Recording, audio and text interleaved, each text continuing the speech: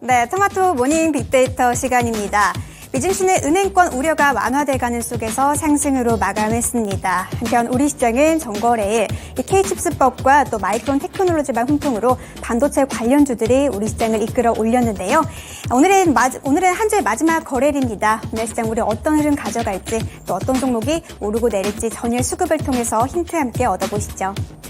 네, 먼저 코스피 매수 상황부터 살펴보도록 하겠습니다. 코스피 시장에서 외국인들은 삼성전자를 가장 많이 담았습니다. 전거래 반도체주들의 강세가 이어졌는데요. 특히 마이크론 테크놀로지발 훈풍으로 반도체 관련주들 쪽으로 외국인 쪽에서도 수급이 들어온 가운데 외국인들은 삼성전자 가장 많이 담았습니다.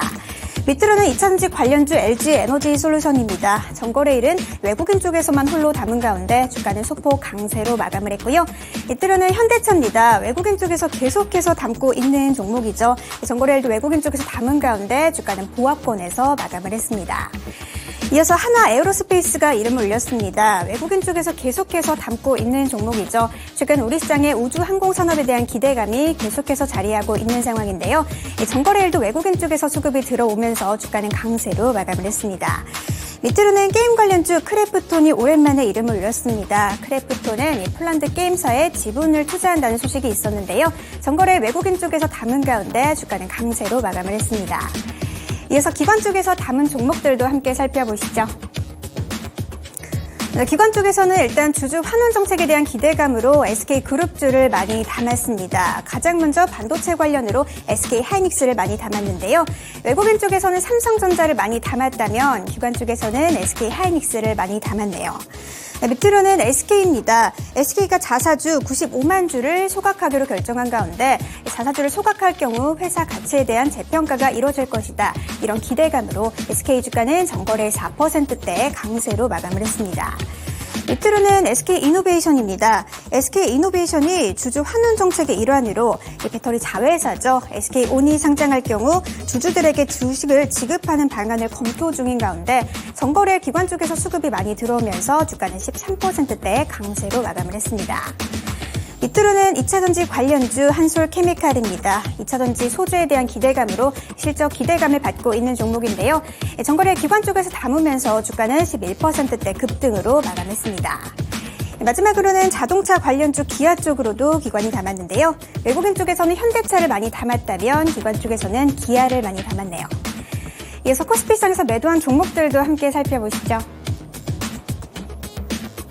네, 일단 외국인 쪽에서는 포스코 홀딩스를 가장 많이 팔았습니다. 포스코 홀딩스 쪽으로 외국인 쪽에서 계속해서 최근 순매도하고 있는데요. 전거래일도 매도 물량이 출회됐습니다. 밑으로는 KT입니다. 최근 경영권 공백 문제로 시장에서 계속해서 우려감이 거론되고 있는 종목이죠. 전거래일 KT 주가는 52주 신저가를 경신했습니다. 밑으로는 반도체 관련주 DB하이텍입니다. 최근 팹리스 부분을 물적 분할한다는 소식으로 주가가 많이 올라왔던 종목이죠. 전거래일 주가는 하락했는데요. 다만 시간의 거래에서는 상한가를 기록했습니다. 행동주의 펀드 KCGI가 DB하이텍의 지분 7%가량을 매입한 가운데 경영권 분쟁에 대한 확산 기대감에 강한 매수세가 DB하이텍 쪽으로 몰렸습니다. 이어서 은행 관련주 두 종목입니다. 신한지주 그리고 KB금융이 외국인 쪽에서 매도 물량이 출회됐는데요.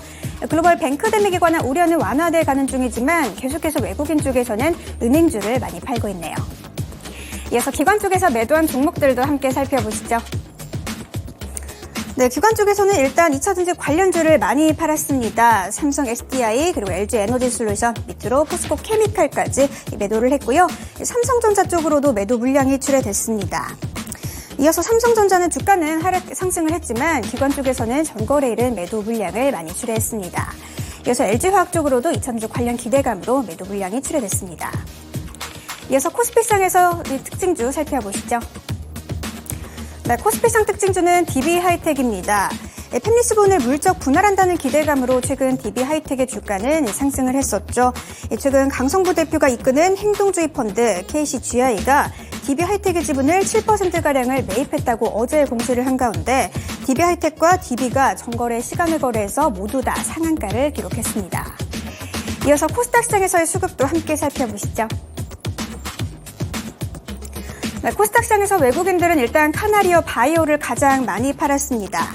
최근 시장에서 감사 보고서 관련한 이슈들이 계속해서 불거지고 있는 상황이죠.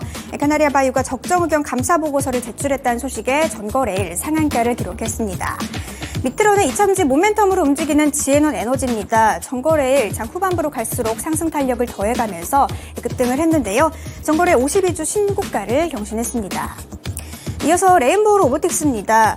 서울 모빌리티 이슈에 대한 기대감으로 로봇 관련주들 쪽으로도 어제 시장에서 약간 기대감이 모이는 분위기였는데요. 레인보우 로보틱스 쪽으로도 전거래일 외국인 쪽에서 수급이 들어왔습니다. 이어서 반도체 관련주 미래 반도체입니다. 전거래 국회 본회의에서 K칩스법이 통과될 것이라는 기대감, 또 마이크론 테크놀로지발 훈풍으로 반도체 관련주들이 강했던 가운데 미래 반도체 쪽으로도 전거래 외국인들의 수급이 많이 들어왔는데요. 주가는 20%대 급등으로 마감을 했습니다. 마지막으로는 미코입니다. 전고체 배터리 관련주죠. 최근 시장에서 부각을 받고 있는 미코는 미국의 IRA 법안 세부 법안 발표 기대감으로 전거래일 주가는 강세로 마감했습니다. 이어서 기관 쪽에서 담은 종목들도 함께 살펴보시죠. 네, 기관 쪽에서는 일단 2차전지 관련주 LNF를 가장 많이 담았습니다. 전거래일 증권사에서 LNF에 대해서 2분기 실적 기대감과 또 밸류에이션 대비 저평가를 언급한 가운데 기관 쪽에서 LNF 쪽으로 수급이 몰렸는데요. 주가는 강세로 마감을 했습니다. 이어서 반도체 관련주들 차례대로 이름 올립니다. 심텍, 두산테스나, ISC. 전거래일 반도체주들 강세 속에서 기관 쪽에서도 이 세 종목 쪽을 담았고요. 모두 다 일제히 강세로 마감을 했습니다. 마지막으로는 오스템 임플란트입니다. 최근 상장 폐지를 목적으로 공개 매수를 진행하는 기업이죠. 오스템 임플란트 쪽으로 최근 기관 쪽에서 계속해서 수급이 들어오고 있네요. 이어서 코스닥 시장에서 매도한 종목들도 함께 살펴보시죠. 네, 코스닥 시장에서 외국인들은 2차전지 관련주들을 일제히 팔았습니다. 일단 가장 먼저 에코프로 그룹주입니다. 에코프로와 에코프로 BM을 가장 많이 팔았고요. 에코프로 같은 경우에는 전거래 주가 부합권에서 또 에코프로 BM 같은 경우에는 주가는 약세로 마감을 했습니다. 그래서 2차전지 관련 기대감으로 LNF 그리고 첨보 쪽 전거래일은 외국인 쪽에서 매도 물량이 많이 출회됐고요. 리튬 관련주 하이드로 리튬 쪽으로도 매도 물량이 출회됐습니다. 하이드로 리튬은 어반 리튬과 새만금의 5만 톤 규모의 생산시설 조성에 나오는 가운데 기대감이 모였지만 외국인 쪽에서는 전거래일 매도 물량을 출회했습니다. 이어서 기관 쪽에서 매도한 종목들도 함께 살펴보시죠. 네, 기관 쪽에서도 외국인과 마찬가지로 일단 에코프로 그룹주, 에코프로 그리고 에코프로 BM 쪽으로 매도 물량을 많이 출회했습니다. 이어서 GI 이노베이션이 이름을 올렸는데요. 어제 시장에서 코스닥 시장에 처음으로 상장한 종목입니다. 강세를 보였지만 기관 쪽에서는 매도 물량을 출회했네요. 이어서 2차전지 기대감으로 최근 주가 많이 올라왔던 제이오 쪽으로 차익 실현 매물 출회됐고요. 콘텐츠 관련주 스튜디오 드래곤 쪽으로도 기관 쪽에서 매도 물량을 내놨습니다. 이어서 코스닥 시장에서의 특징주 살펴보시죠. 네, 코스닥 시장 특징주는 카나리안 바이오입니다. 카나리안 바이오가 전거래일 감사보고서 적정 의견을 수령했다고 밝힌 가운데 사업 보고서를 통해서도 지난해 매출과 영업이익이 전년 대비 각각 43% 그리고 216%가량 증가했다고 밝히면서 실적에 대한 기대감까지 함께 모였는데요. 카나리안 바이오는 전거래일 상한가를 기록했습니다. 이어서 주요 일정도 함께 체크해 보시죠. 네, 가장 먼저 미국의 2월 개인소득과 개인소비 지출 발표가 있겠고요. 중국으로 넘어가 보시면 제조업과 비제조업 PMI 지수 발표가 있겠습니다. 마지막으로는 국내에서 2분기 전기와 가스 요금이 발표가 되니까요. 관련 내용들 함께 체크해 보시면 좋겠네요. 이렇게 주요 일정까지 함께 살펴봤고요. 지금까지 토마토 모닝 빅데이터 시간이었습니다.